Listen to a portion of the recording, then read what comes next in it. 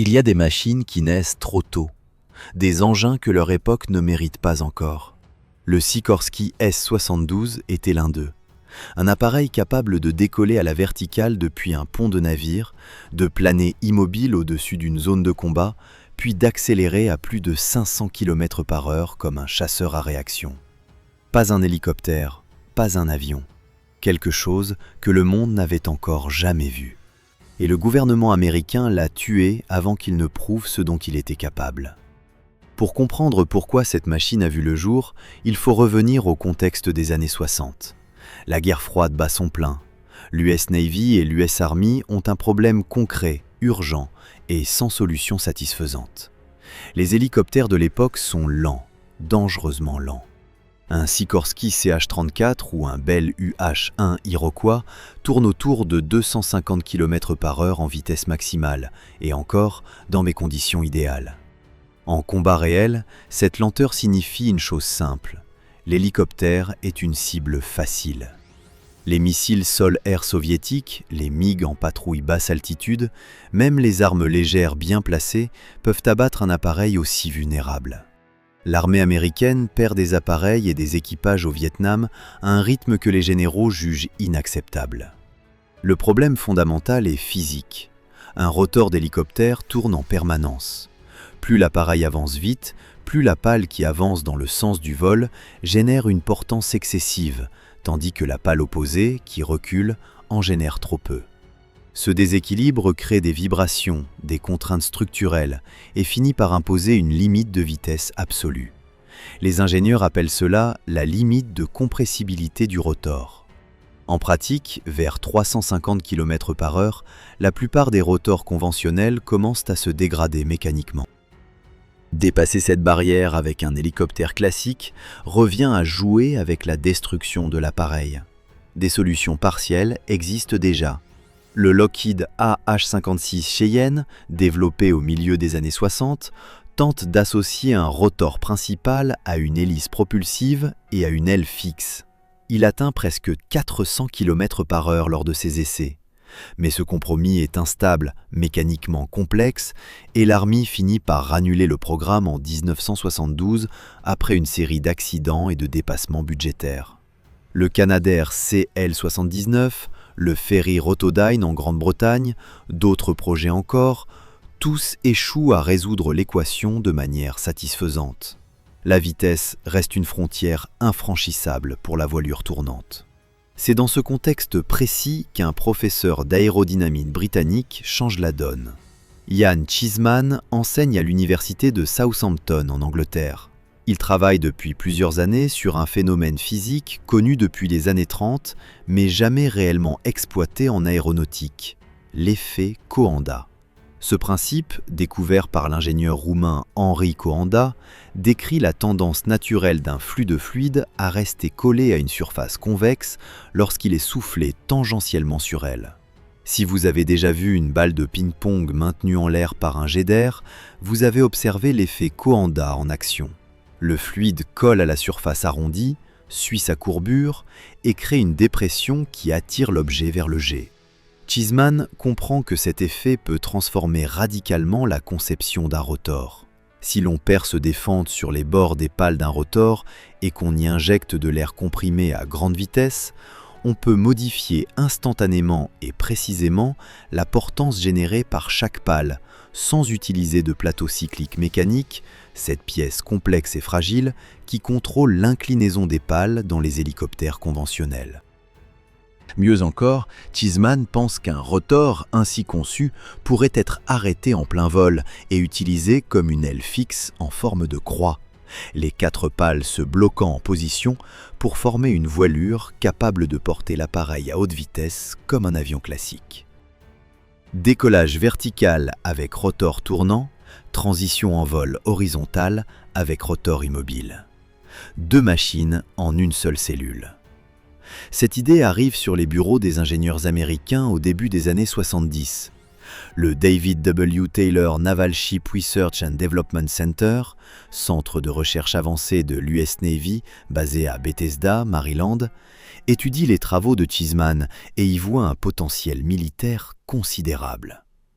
La DARPA, l'agence de recherche de pointe du Pentagone, s'y intéresse également.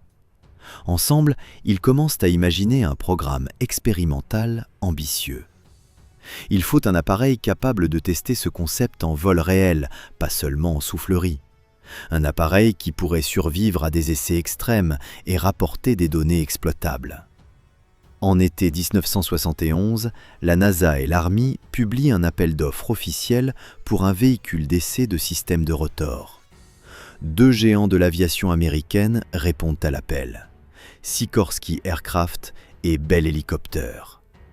Aucun des deux ne sait encore qu'il s'apprête à travailler sur la machine la plus ambitieuse et la plus risquée de leur histoire respective. En juillet 1972, Sikorsky Aircraft remet son rapport préliminaire à la NASA et à l'Army.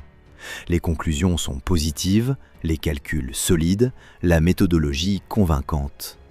Bell Helicopter a également soumis ses résultats, mais c'est Sikorsky qui décroche le contrat principal. La décision n'est pas surprenante. Sikorsky domine le marché des hélicoptères militaires américains depuis des décennies.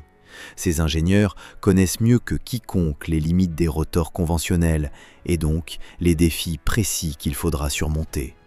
Le directeur technique du programme comprend immédiatement que ce projet ne ressemble à rien de ce que Sikorsky a fait depuis la fondation de l'entreprise en 1923.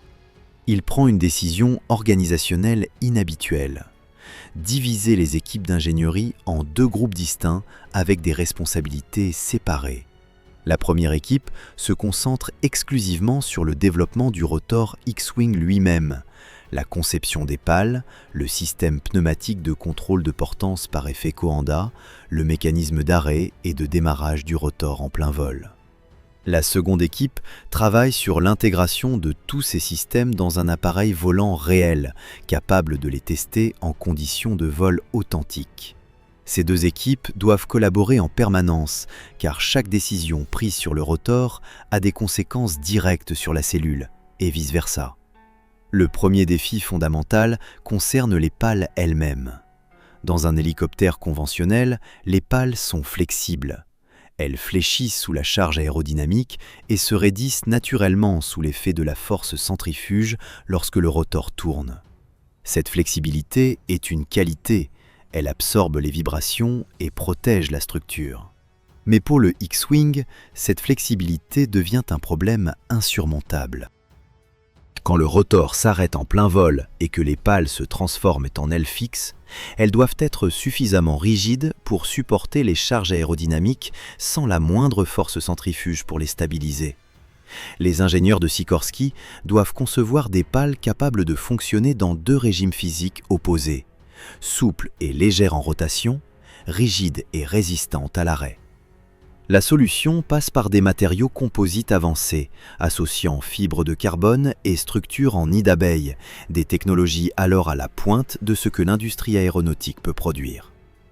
Le deuxième défi est encore plus complexe. Dans un hélicoptère classique, le plateau cyclique, une pièce mécanique sophistiquée placée à la base du rotor, modifie l'angle d'incidence de chaque pale individuellement à chaque tour de rotation. C'est ce mécanisme qui permet à l'hélicoptère de se pencher en avant, en arrière, sur les côtés et de contrôler sa montée et sa descente. Pour le X-Wing, Sikorsky supprime entièrement ce plateau cyclique et le remplace par un système pneumatique. De l'air comprimé est injecté en permanence dans des conduits courant le long des pales, depuis leur emplanture jusqu'à leur extrémité. Des fentes percées sur les bords d'attaque et de fuite de chaque pale permettent de souffler cet air tangentiellement sur la surface, créant une couche limite contrôlée qui modifie instantanément la portance générée. Un ordinateur de bord gère l'ouverture et la fermeture de vannes à haute fréquence pour doser précisément l'injection d'air sur chaque pale à chaque fraction de seconde. Ce système de contrôle de circulation, dérivé directement des travaux de Cheeseman, exige une puissance de calcul que peu d'ordinateurs embarqués de l'époque peuvent fournir. Pour alimenter ce système en air comprimé, il faut un compresseur de grande taille logé dans le fuselage. Ce compresseur représente un poids supplémentaire significatif et consomme une part importante de la puissance des moteurs, réduisant les performances globales de l'appareil. S'y ajoute un embrayage à haute énergie et un frein mécanique puissant pour arrêter le rotor en plein vol sans détruire la transmission. Arrêter un rotor de cette taille tournant à pleine vitesse en quelques secondes génère des contraintes mécaniques extraordinaires. Chaque composant de cette chaîne cinématique doit être conçu et fabriqué sur mesure, sans précédent industriel sur lequel s'appuyer. La cellule retenue pour l'ensemble du programme est un compromis pragmatique dicté par les contraintes budgétaires imposées par la NASA.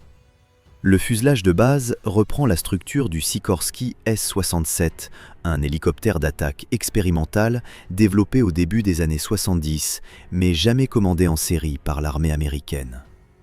Le rotor central est emprunté au Sikorsky S-61, le célèbre hélicoptère naval utilisé massivement par la marine américaine depuis les années 50.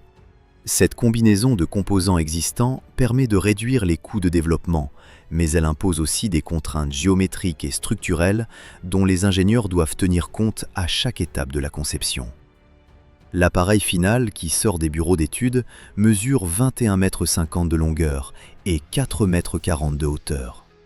Sa masse à vide atteint 9 850 kg et la masse maximale au décollage est fixée à 11 800 kg.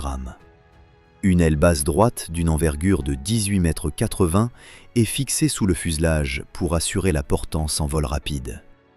Deux turbomoteurs General Electric T58 GE5 de 1400 chevaux chacun assurent l'entraînement du rotor. Deux réacteurs General Electric TF34 GE400A, développant chacun 41 kN de poussée, sont montés de chaque côté du fuselage pour la propulsion en vol rapide.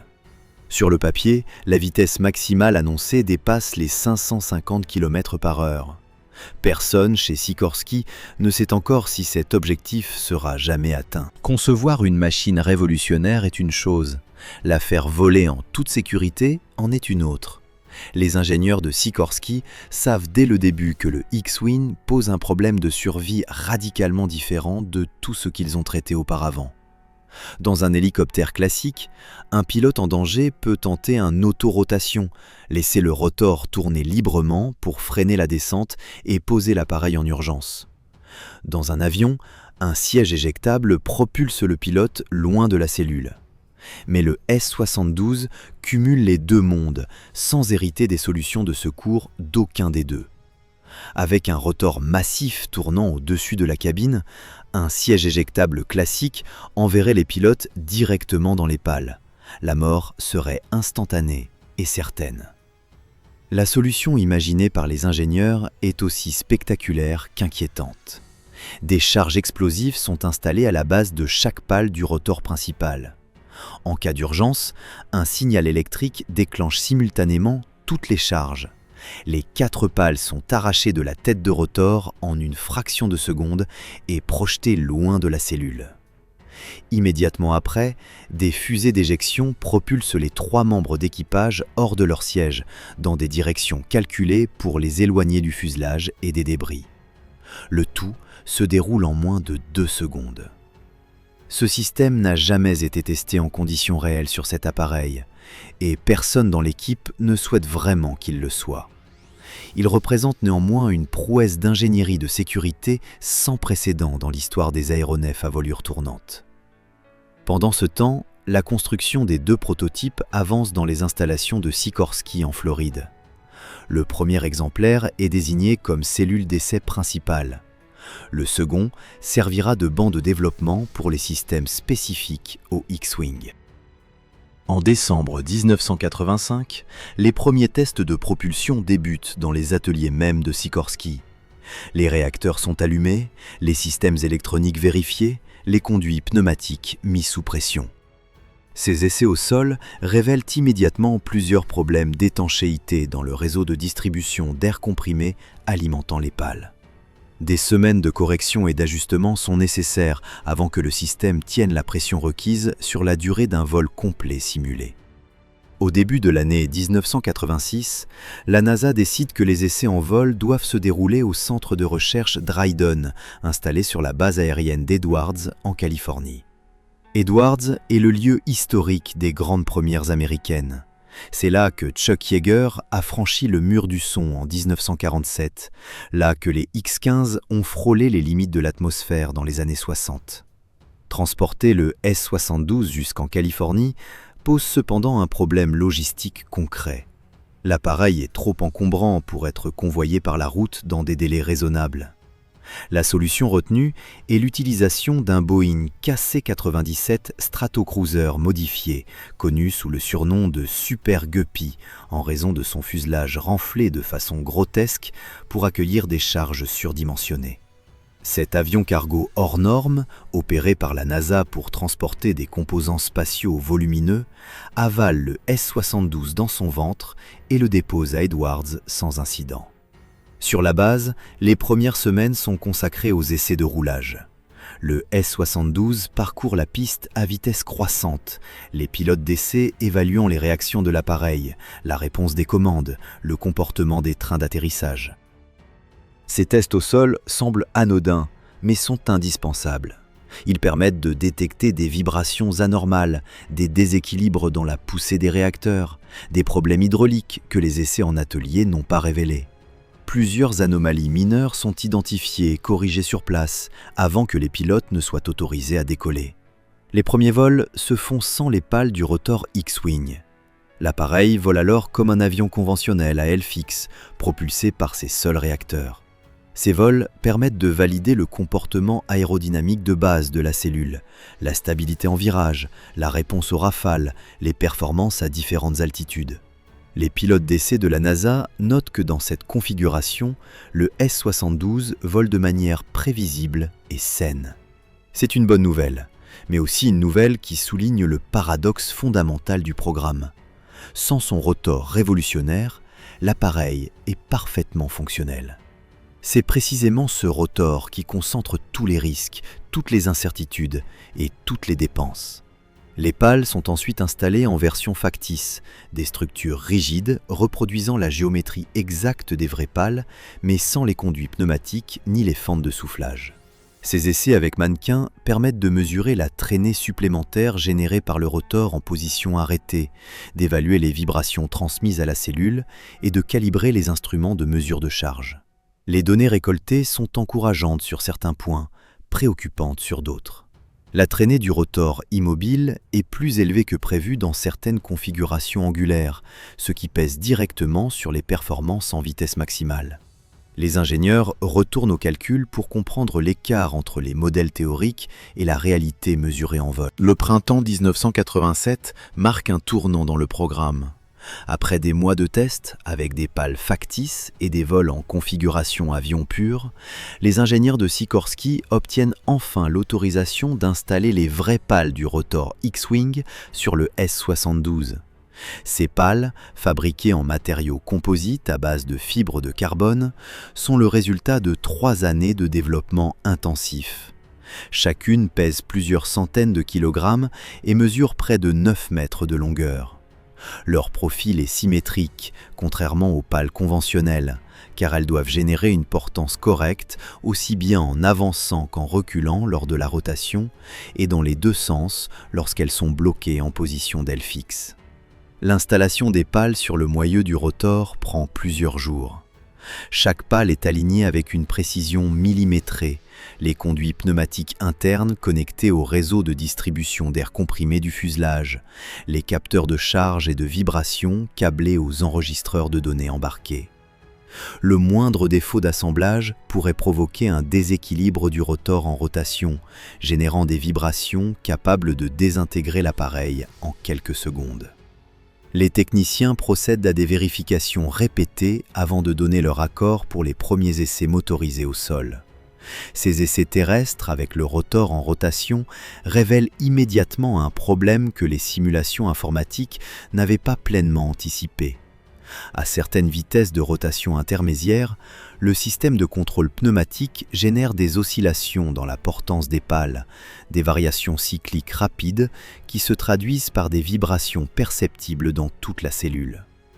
Les pilotes décrivent la sensation comme inconfortable et les instruments enregistrent des contraintes structurelles préoccupantes dans certains points de jonction entre les pales et le moyeu. Les ingénieurs suspendent les essais et passent plusieurs semaines à reprogrammer les algorithmes de contrôle des vannes pneumatiques, affinant la fréquence et l'amplitude des impulsions d'air pour lisser les transitions de portance. La correction fonctionne suffisamment bien pour autoriser les premiers vols avec le rotor tournant à vitesse réduite. Le S-72 décolle verticalement pour la première fois avec ses véritables pales en rotation au printemps 1987. Pour les ingénieurs et techniciens réunis au bord de la piste d'Edwards, le moment est chargé d'une tension particulière. L'appareil s'élève lentement, le rotor brassant l'air du désert californien, les réacteurs en mode ralenti. Les pilotes signalent des vibrations modérées mais gérables. L'appareil répond aux commandes, il tient l'air. Après l'atterrissage, les données sont analysées pendant des heures. Le verdict est prudemment positif. Les semaines suivantes voient une progression méthodique vers des vitesses de rotation plus élevées. Chaque palier est validé par une analyse complète des données avant de passer au suivant. À l'été 1987, le S-72 effectue enfin des vols avec le rotor tournant à sa vitesse nominale complète. Ces vols confirment que le système pneumatique peut maintenir un contrôle acceptable de la portance en conditions de vol réel. C'est le résultat le plus encourageant du programme depuis son lancement. L'étape suivante, arrêter le rotor en plein vol et le faire repartir, est planifiée pour la fin de l'année. Mais à Washington, l'atmosphère est radicalement différente. Depuis plusieurs mois, les responsables budgétaires du Congrès examinent le programme X-Wing avec une hostilité croissante. Les coûts totaux ont dépassé les estimations initiales de manière significative. Le compresseur d'air, l'embrayage haute énergie, les matériaux composites des pales, le développement logiciel du système de contrôle, chaque composant a coûté plus cher et pris plus de temps que prévu. Le programme a absorbé des ressources considérables depuis 1971 sans produire un seul appareil opérationnel, ni même une démonstration complète du concept en volume. Les militaires qui examinent le dossier soulèvent des questions pratiques embarrassantes. Un appareil nécessitant un compresseur volumeux pour alimenter son système de contrôle de portance, un embrayage complexe pour arrêter et démarrer le rotor et un ordinateur de bord gérant des milliers de vannes à haute fréquence est fondamentalement fragile. En conditions de combat réel, exposé aux chocs, aux vibrations, à la poussière, à l'humidité, chacun de ces systèmes représente un point de défaillance potentiel. Un hélicoptère dont le rotor s'arrête involontairement en vol à basse altitude ne laisse aucune chance à son équipage. La complexité même qui rend le X-Wing révolutionnaire le rend aussi profondément vulnérable. En automne 1987, la décision tombe sans préavis significatif.